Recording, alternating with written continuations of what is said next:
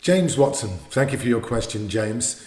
James thinks that my cover of What a Fool Believes is one of the best of all time, and he thinks it's better than the original, which of course it is not. But thank you, James. And he wants to know what my favourite cover of all time might be, and this could be a long conversation, and you've had enough of me already. So I'm just going to go with the first one that comes to mind, which is Lewis Taylor's version of Jeff Buckley's Everybody Here Wants You. Fantastic song. I remember discussing this on the road with the band and almost everyone disagreeing with me on this, but I'm a Lewis Taylor fan and I love what he did with the song, so I'm sticking with that. Rachel Pepper. Hey Rachel, how you doing? I hope you're well. I hope your body's being kind to you. What's my favourite Go West song of all time? Both Richard and I have a soft spot for a song called Blue Beat, which has a gentle harkening back to my teenage years when I was a fan exclusively of reggae and blue beat.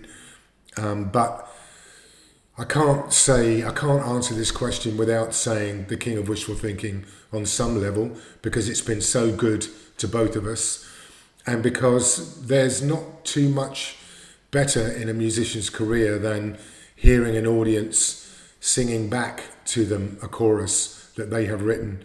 You know, you can put yourself back in that moment in the studio in the Valley in California, actually, on this occasion when we came up with that song. But that's an amazing feeling. So yeah, I've got time for all of the songs that we wrote that were successful, because of course they've kept us working all this time.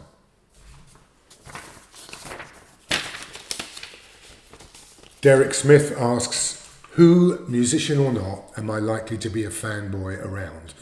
Well, I've mentioned that I like film. Again, choosing just one, but I'm going to go with Emily Blunt, because she doesn't hurt my eyes, sorry, but also because Live, Die, Repeat, Edge of Tomorrow, whatever you want to call that Tom Cruise film, she was great in that as an action hero. But more recently I've seen her in a TV series that I believe she produced called The English, which was a haunting piece of dramatic work and which stayed with me and has stayed with me long after seeing it. So if I'm choosing one, I'm going with Emily. Wendy Aldrich asks, would I cover any other Bobby Caldwell songs? And Down for the Third Time is Pretty. I don't know that song, Wendy. I will check it out. Until I hear the song, I couldn't say, I suppose, but our cover of Bobby Caldwell's What You Won't Do for Love was an idea put forward by Ron Fair, who was the A&R man who originally signed Go West all those years ago. And had I known when Ron put the song forward how successful a song it had been for Bobby Caldwell, I'm not so sure I would have given in and agreed, because obviously it's a very well-known song, although it was unknown to me when Ron put it forward. So I'll have a listen to that other Bobby Caldwell song and I'll let you know. Suzanne Brown wants to know how we choose which songs to play at Go West gigs. Well, it's always an argument, I can tell you that.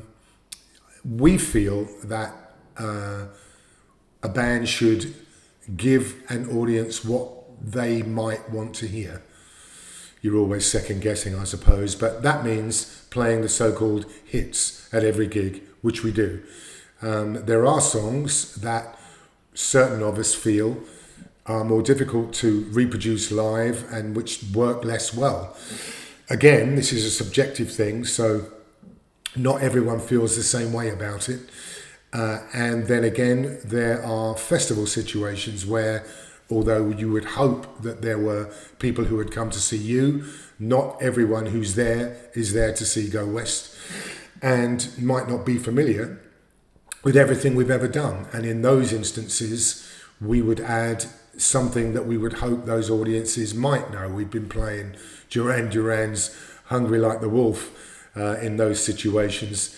Again, if you'd said to me in 1985 or whenever it was that song was a hit, you'll be playing this as a cover decades down the road, I would have said that was unlikely. But I think it's important to entertain and not to indulge your artistic self in songs that might leave an audience cold.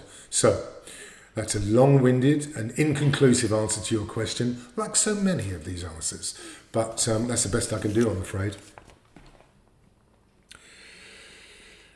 Nikki Wamford, hi Nikki, how you doing? Wants to know, would I consider collaborating with Rick Astley? Well, I should be so lucky, as Carly once said. I know Rick vaguely. He's a top geezer, but I'm not sure that I would be on Rick Astley's wish list of people that he would duet with. So, of course, I'm open to the idea. I guess I'll wait for Rick's management to call me.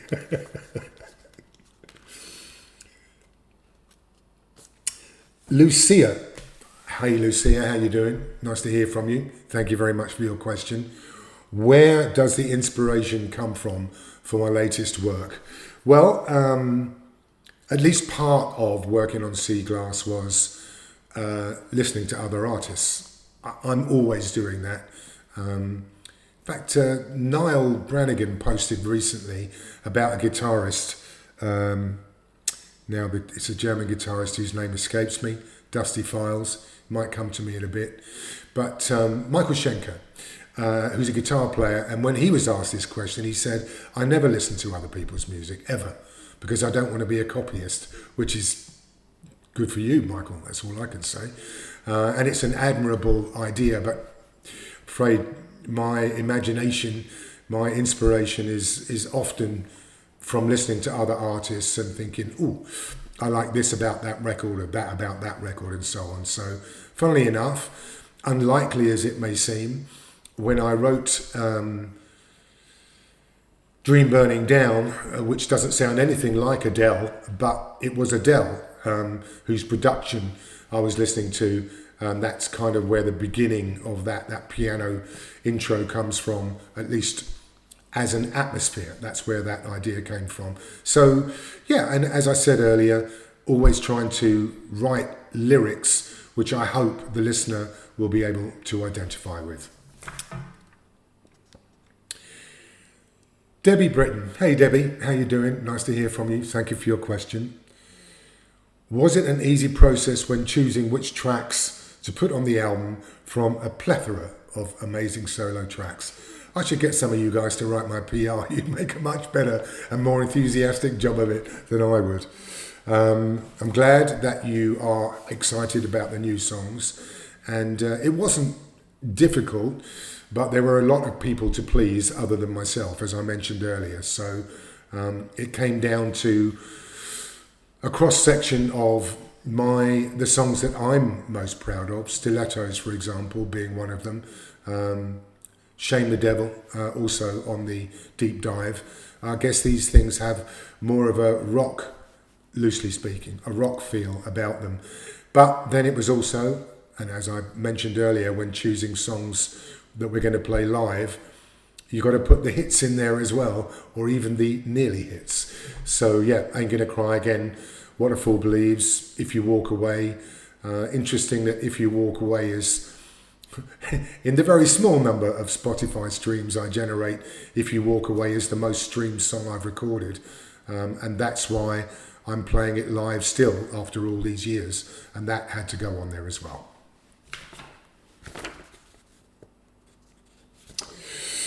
Di Jones. Hey Di, how are you? Hope you're both well. Thank you for your question.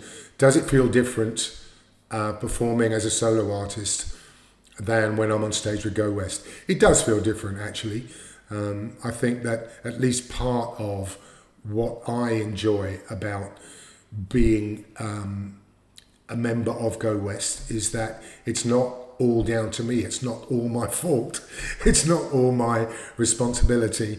And I do enjoy the fact that Richard is there to tell, in his own words, some of his funny jokes.